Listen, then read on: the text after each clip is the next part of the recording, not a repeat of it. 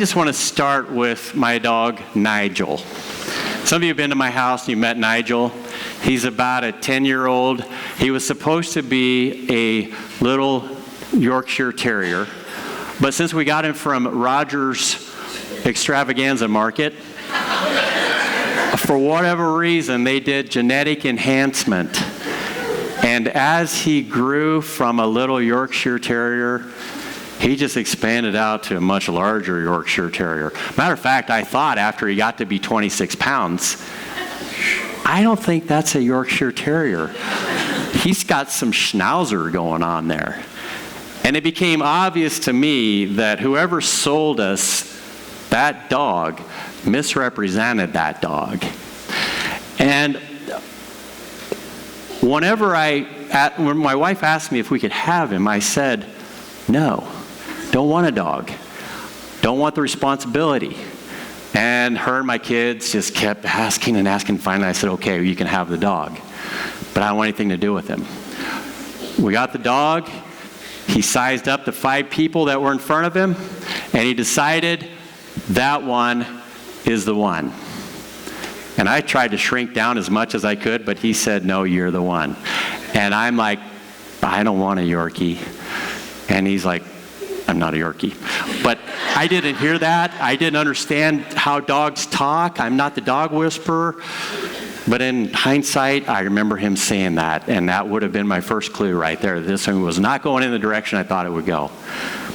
Well, just fast forward some years ahead, and he and I are best friends. And as each day goes on, we have a ritual that we do. In the morning, he wants me to throw a shoe or a sock or my wife's stuff, it really flies well. And then he wants to bring it back to me, or wants me to chase him.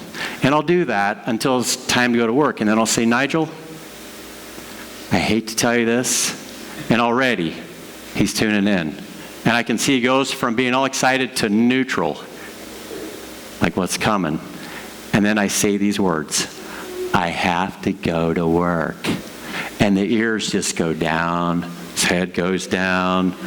And he goes and he lays on this rug that keeps his backside warm so he doesn't just to sleep on a hardwood floor. And he just looks at me as I walk out the door, like, you're abandoning me. I have to go through that trauma every day.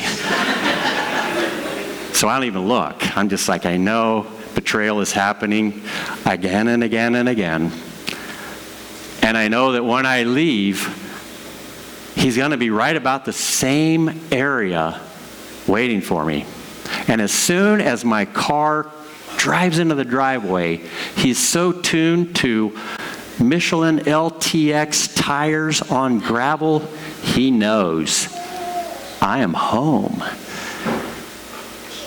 And what's so fascinating about how he responds is what he brings me, because he's always got something. I'll open up the door, and there he is. And in his mouth is my shoe, sock, wife's high heels, anything that he can bring me as a gift, because he's so excited that he's been waiting all day for me to get home. And that ritual just never changes. It's like, Nigel, we do this thing every day, and you bring me the same thing every day. And I'm like, but because he is so excited about it, I get down there in his face and I say, thank you so much for my shoe. I always wanted my shoe.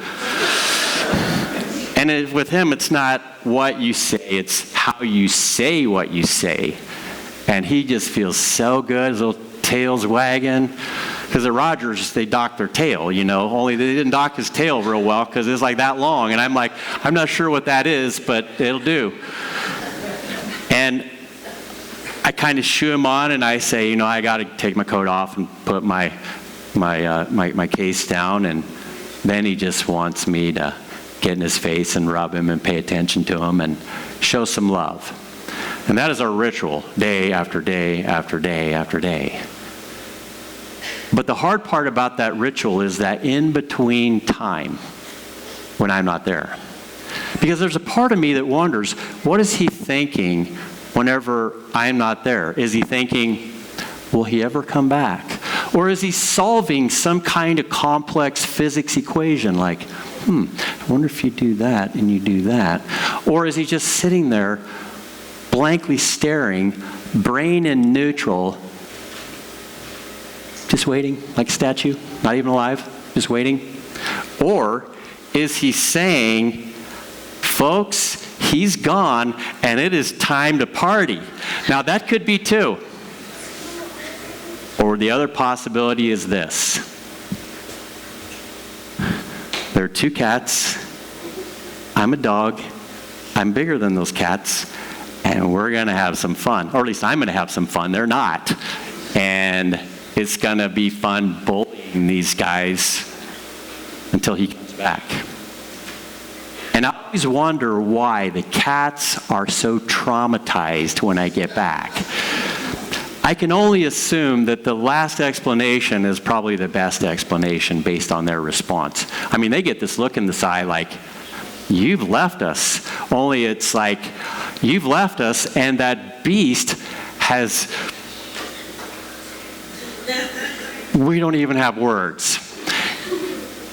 And I just have to wonder, in that in-between time of waiting, what that dog is thinking. Now, let's just zoom out of the dog world for a minute to ours. And there was 400 years between the time that God said to Malachi the prophet, we're done here now, to people just waiting and longing and hoping, wondering.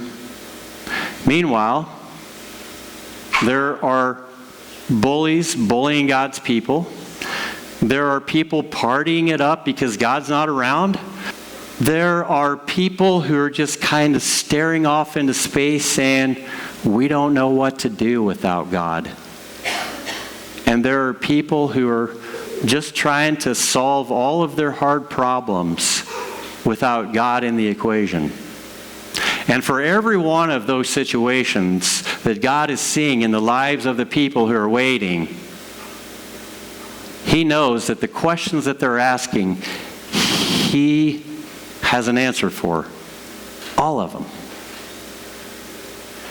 And I like to solve problems and I like to have questions answered like anybody. But the way He's answered this question for those people who are waiting isn't what they expected. It wasn't that they thought that God wasn't going to solve things, because many people did. Other people, they just gave up. They quit hoping. And in the book of John, the opening chapter, it says, in the beginning was the Word, and the Word was with God, and the Word was God.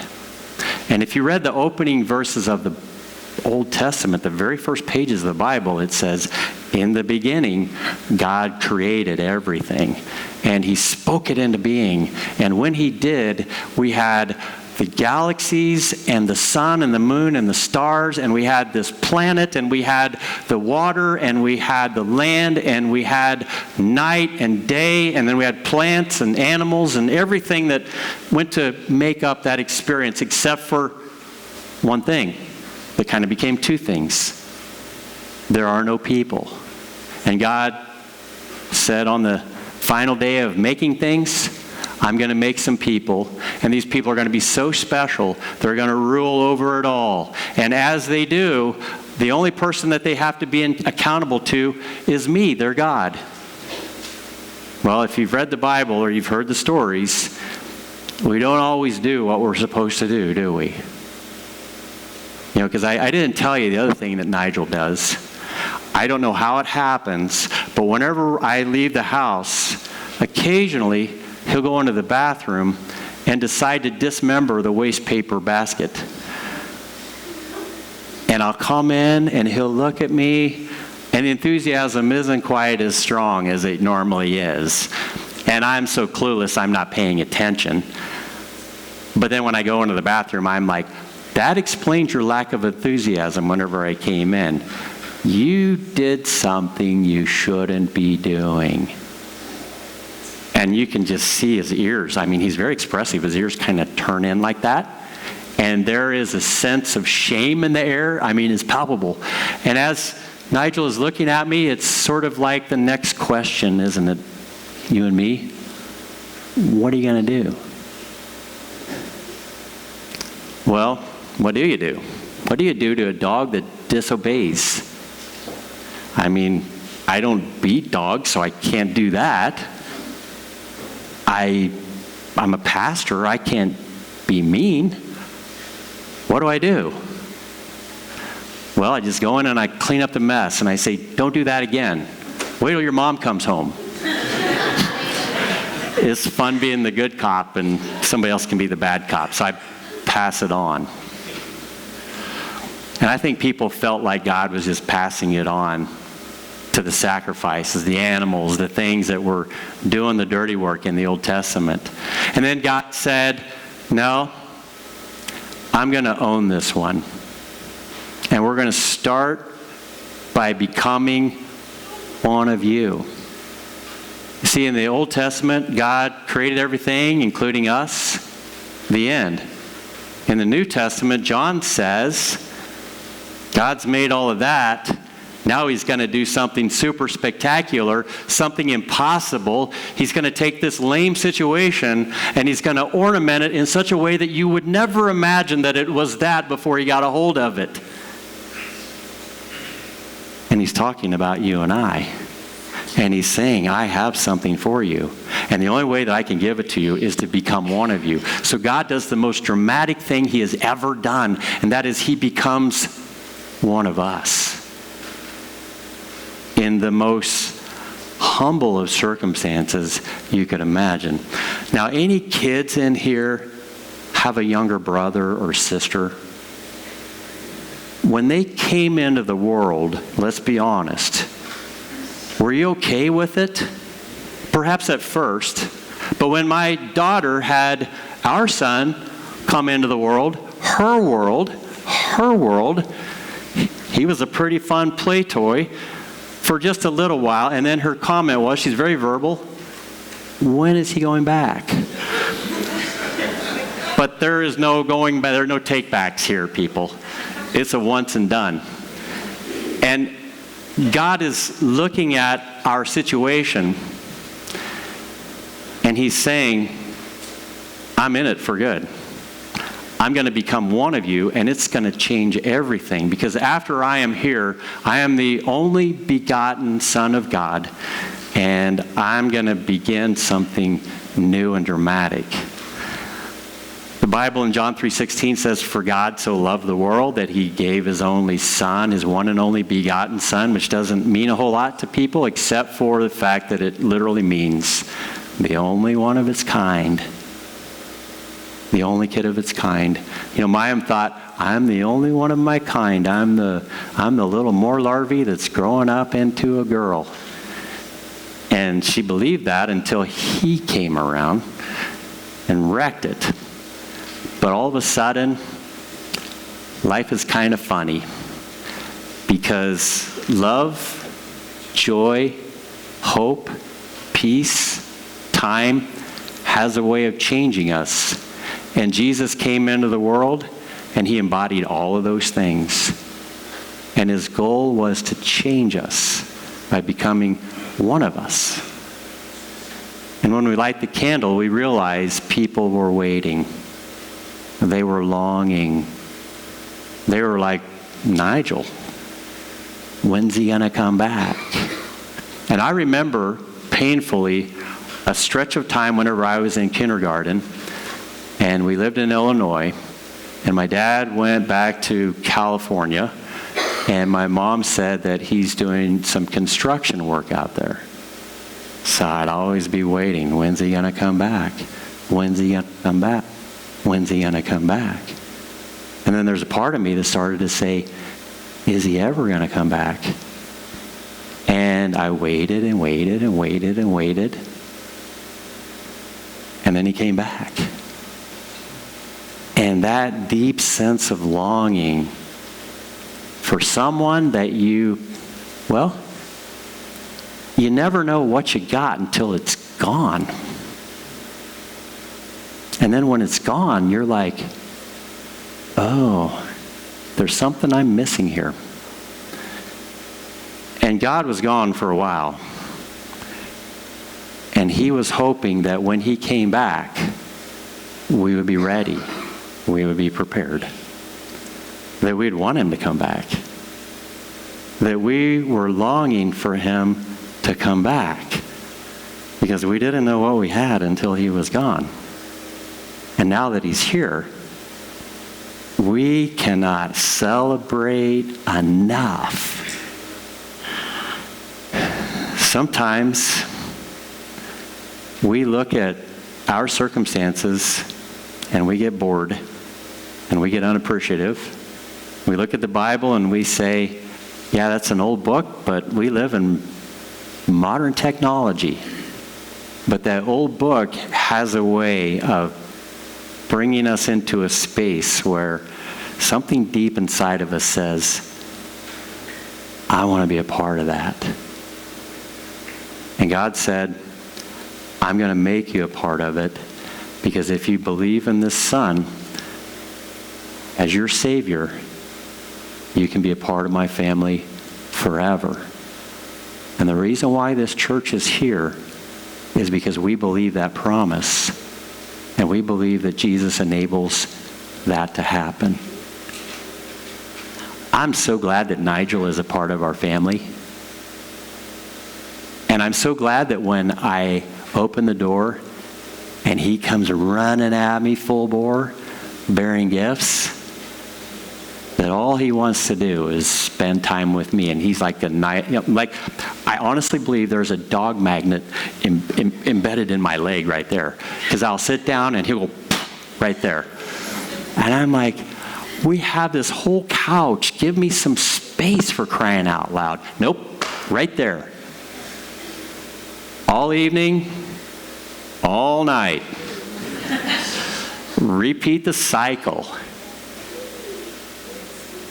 But notice, I'm not pushing him away. I'm saying, I kind of like this too. You see, when God's waiting, it's not because he doesn't miss us. And it's not because he doesn't want us to be a part of his world. To the contrary. He wants us to be a part of this world, his world, more than we want to be a part of his when we miss him when he's gone. He loves us that much. And he longs for us to be close to him all the time so he can be close to us.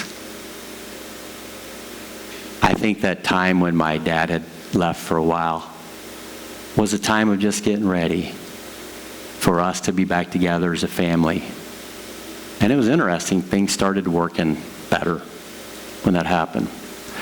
As an adult, I saw a lot more going on there, but I realized that time in between created the conditions for the things that needed to happen. When we celebrate Advent together, it is our way of saying, help us to appreciate what God has done for us.